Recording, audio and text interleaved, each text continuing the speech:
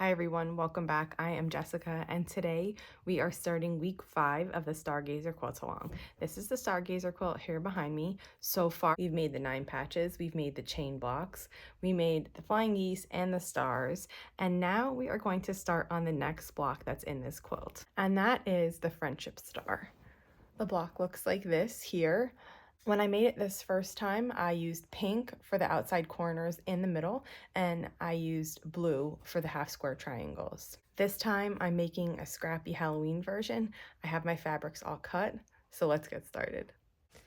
This block is composed of 4 half square triangles and 5 squares. So the first step is going to be to make your half square triangles. Here I always do mine the 1 at a time method.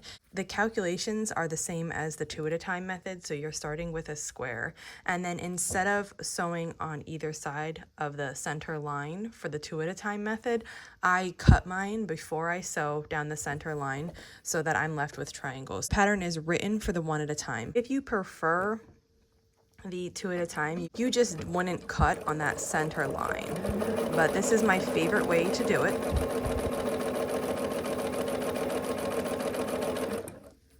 And when I'm going to be making these blocks for my quilt, right now I'm just making one to show you, but I will chain piece all of this. So I will make all of my half square triangles at once. I'll chain piece them through here, and then I will I usually finger press the half square triangles that I make, but you could press them with an iron if that's what you like to do. And then I would go on to piecing the friendship star blocks, which is essentially a large 9 patch, using half square triangles and squares. So we're going to piece it the same way as if we'd piece a 9 patch. When I'm matching these up here, I like to, if you've never seen my videos, I like to put one of the triangles down, and then I take the other one and I match them up at this corner first. And then I hold my finger on the corner, and then I let the rest match, and I make sure they're matching on every side all the way around. And then I just feed them through, and I'm using a 1/4 inch foot, and that just makes this so easy. Now these are made to size. There's no trimming with a ruler and a rotary cutter. I'll show you. You do have this little overhang. Let me show you. So this is made exactly to size. However, when you have a half square triangle like this, you'll have these little overhangs at 2 corners where you sew them together. So I just finger press that open, and then I just trim this little corner. And I just do these with scissors.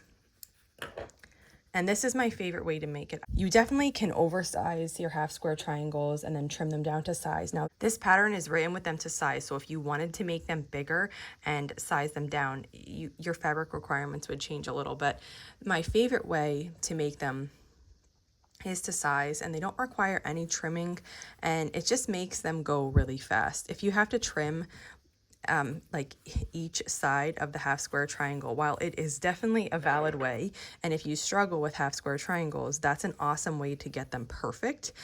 Just personally for me, all of that trimming, it bothers my wrist, so I tried really hard in the beginning to learn how to make these like perfectly so that I didn't have to do that trimming step. And it was definitely a journey in the beginning.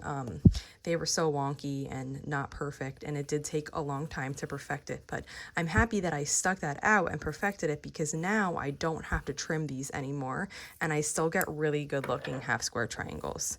So if you're still on that journey, it's totally fine. You can do it whatever way works best for you. But just know that the more you practice, the better you'll get. And you can get to the point where you can make them to size and not have any trimming. So now we have 4 made, and we can start assembling our block.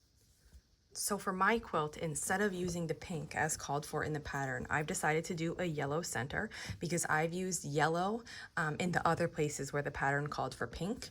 And then for the outside 4 corners of this block, I'm doing a white print. And now it's really easy to get these half square triangles turned the wrong way when you're piecing this. So just make sure as you're piecing, you're referring to your pattern. And basically, I'm just gonna lay a half square triangle on top of that 1 square, and I'm gonna assemble this in a grid. We're gonna assemble the first 2 columns first. So my next column looks like this. And then I'm just gonna sew down the side here.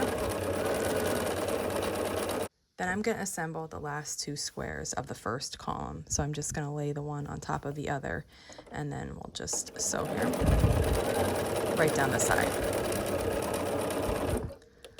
Then I'll cut my thread, and if I was piecing all of these blocks, I would just chain piece these columns all the way through, and then I would come back and I'm gonna add the third column to this block now. So the first one I'm adding is this white print square.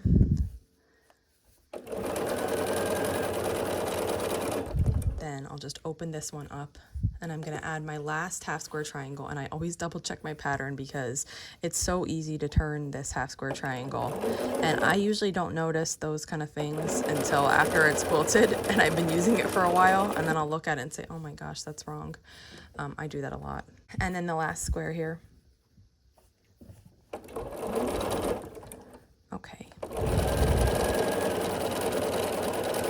Now I would piece all of my third columns there, and then I can cut my thread. I'd snip in between each of the blocks, and I'd leave the threads between the blocks together. And now we have it like this, and we can just start sewing these last 2 seams. So to do that, first I'm gonna put one on top of the middle section, and I'm lining up. I'm gonna hold at these seams here. You could pin if you'd like, but I always find like holding that seam with my finger is really good. And then once I get to that seam, I stop and I just readjust the rest.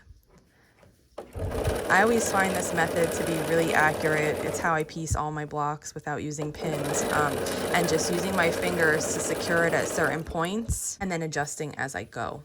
So now that side is sewn together, and we have to add just this final seam.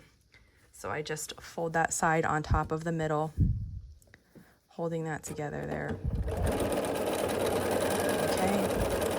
And then once I get to that seam, I'll stop and just readjust here.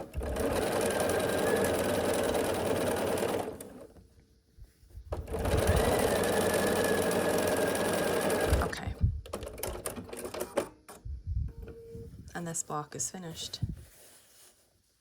Fun and quick, we need to make 12 of these, the assignment for this week, in addition to 1 block. So it's 12 of these and 1 other Ohio Star block, which is actually the center, and there's only 1 of those. So I'll put another video for that tutorial. So here's this block. If you have any questions, just let me know in the comments. And the Ohio Star tutorial will be in another video, so look out for that one too. We are so close to the end. After this week, we have made all the blocks, and then next week we start assembling. So we're really getting close. Thanks for following along.